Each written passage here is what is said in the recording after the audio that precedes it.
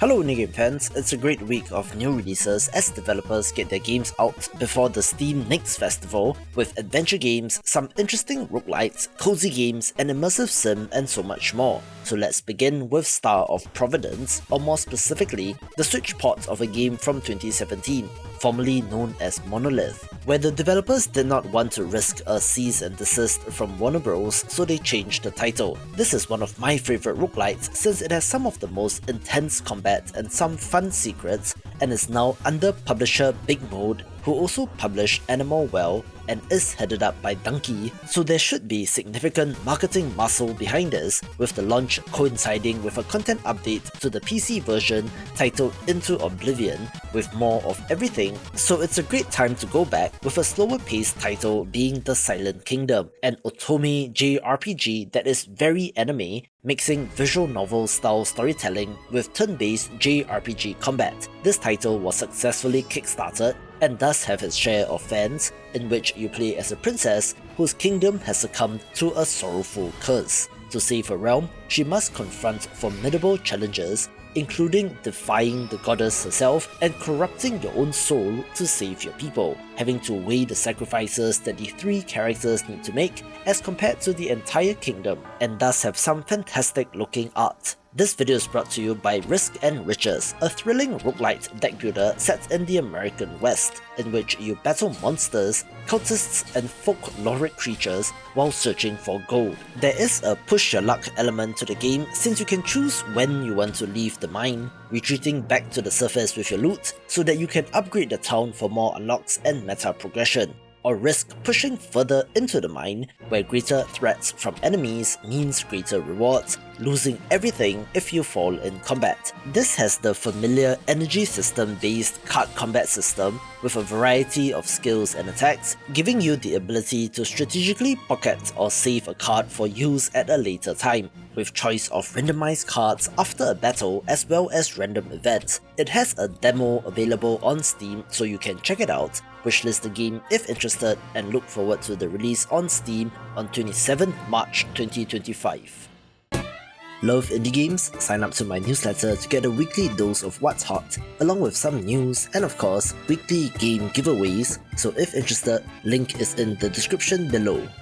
Stories from Soul the Gun Dog is a visual novel game in which you play as a newly reassigned security officer aboard the Jovian patrol ship Gundog, tasked with investigating mysterious signals at the edge of space, where a routine mission escalates into a battle for survival against an unknown threat. Our protagonist is traumatized from the loss of their crewmates during the war, and now has to find a way to adapt to this new crew and situation, with the overhanging threat of enemies from outside, as well as possibly within the ship itself, as you question loyalties and explores themes of conspiracy and paranoia among the characters. This has traditional point-and-click mechanics, allowing you to navigate various ship locations, interact with crew members, and analyze clues in order to advance the narrative, having some awesome character designs and pixel art, which pays tribute to classic PC 9800 titles, which seem to be fairly popular in Japan,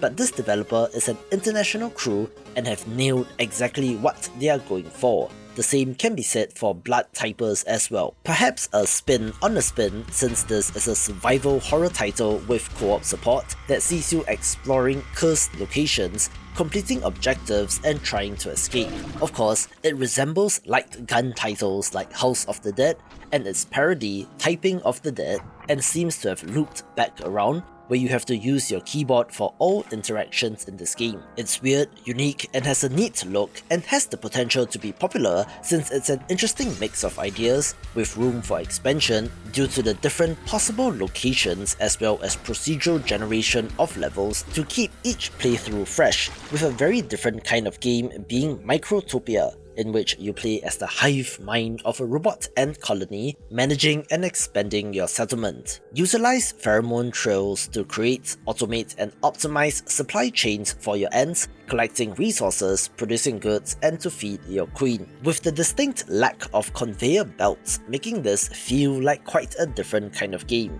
As your colony grows, you can upgrade worker ants into specialized roles like flying ants, diggers and inventors, having to master the use of sensors and logic gates in this game, which is something different to wrap your head around. Progress through a tech tree to unlock new features and expand your colony by exploring nearby islands and sending new queens to establish colonies there, all with a fantastic art style as well and looks very strategic.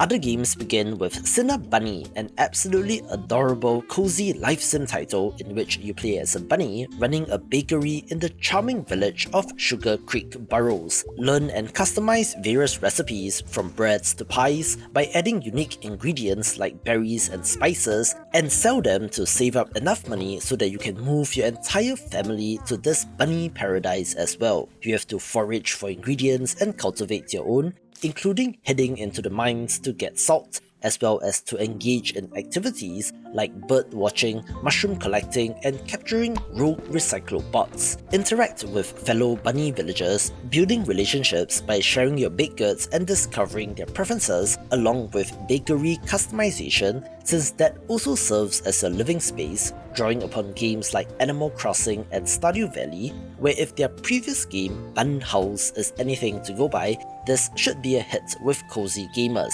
with perhaps a game on the polar opposite end of things in terms of vibes, being Fish Fear Me, a top-down action roguelite which does seem to be Vampire Survivors cross-stretch in concept. Cast your line to hook various aquatic adversaries, then confront and defeat them to sell their bones for profit, with a variety of boat and weapon upgrades along the way. You have a cosmic debt of 1 billion coins to repay, which should take a long time to pay off, but the game also talks about sea monster bounties and eldritch mysteries, which should be intriguing if you can get over the low fidelity visuals. There will be multiple maps, diverse biomes, and a vast array of fish species to catch, with this coming to us from developer Heather Flowers, also known for Snake Farm, which makes this of note. With another action roguelite title of the week being Gunforged, a whimsical action roguelite with less of a Vampire Survivors influence, instead having more self-contained arenas with the main gimmick of weapon crafting where creativity is key.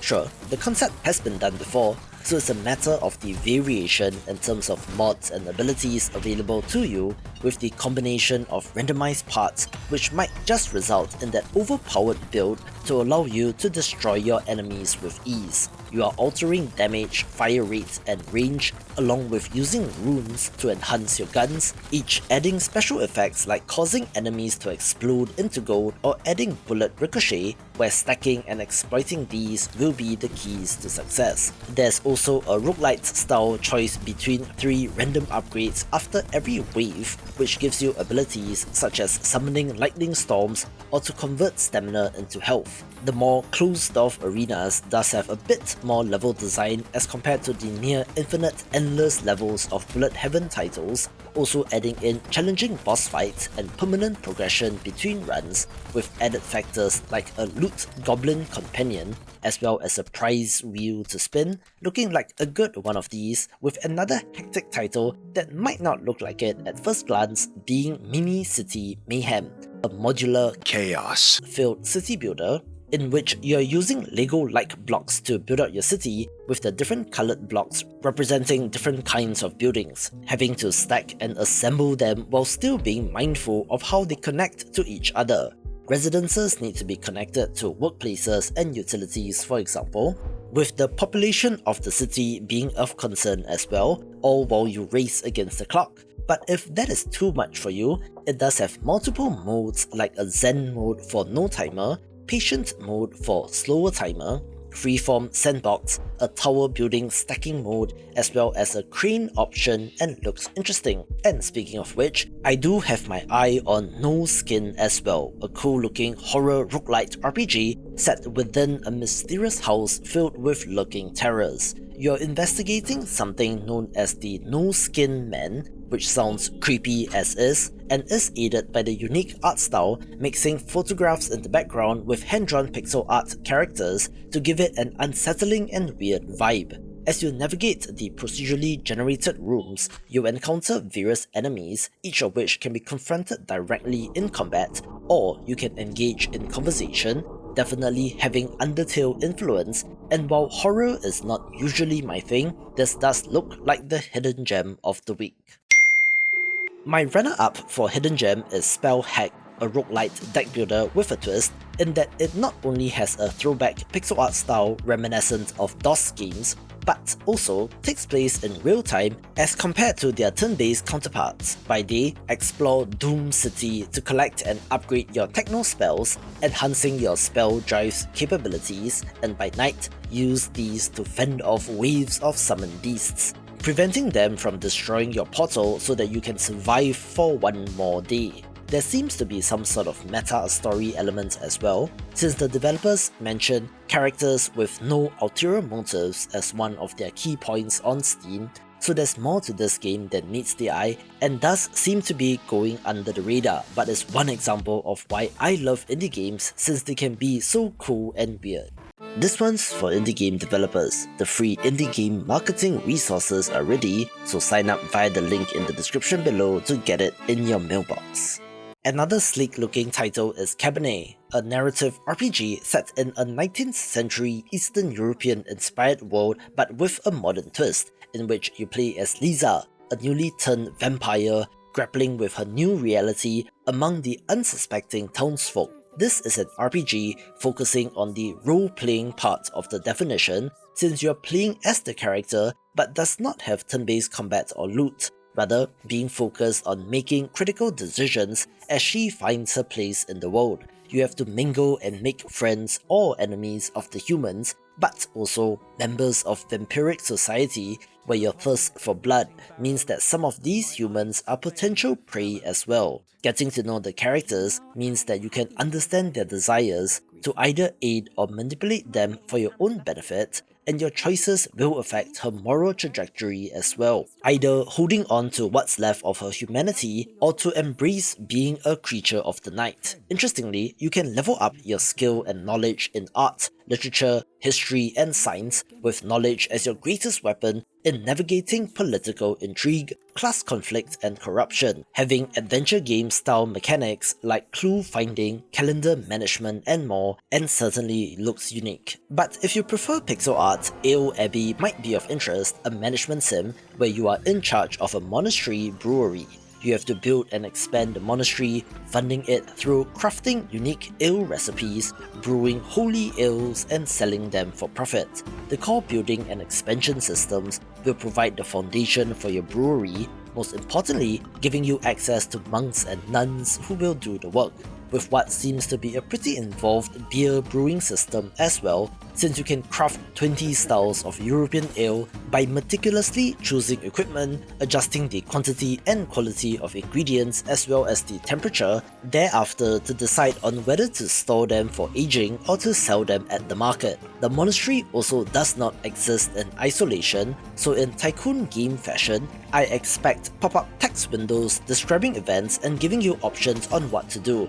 with scenarios like having to appease the feudal lords, befriending neighbouring abbeys, or managing bandit encounters. This is in addition to the tycoon systems of building more living quarters to get access to more manpower, but also it is a monastery after all, so rooms like libraries or refectories must be built as well, all with a wonderful look. With the early access release planned for 4 to 10 months, with the main mechanics already being in place, with more variety and side content to be added, with another pixel art title of interest being Tiny Pasture, the latest in the bottom-of-screen idle game that was made popular by Rusty's retirement, where it kind of surprised me that it took this long for similar looking games to be released. But of course, the advantage here is that it has absolutely adorable pixel art animals that look very good. The game allows you to purchase and nurture baby animals, watch them grow, and collect coins they produce upon maturing,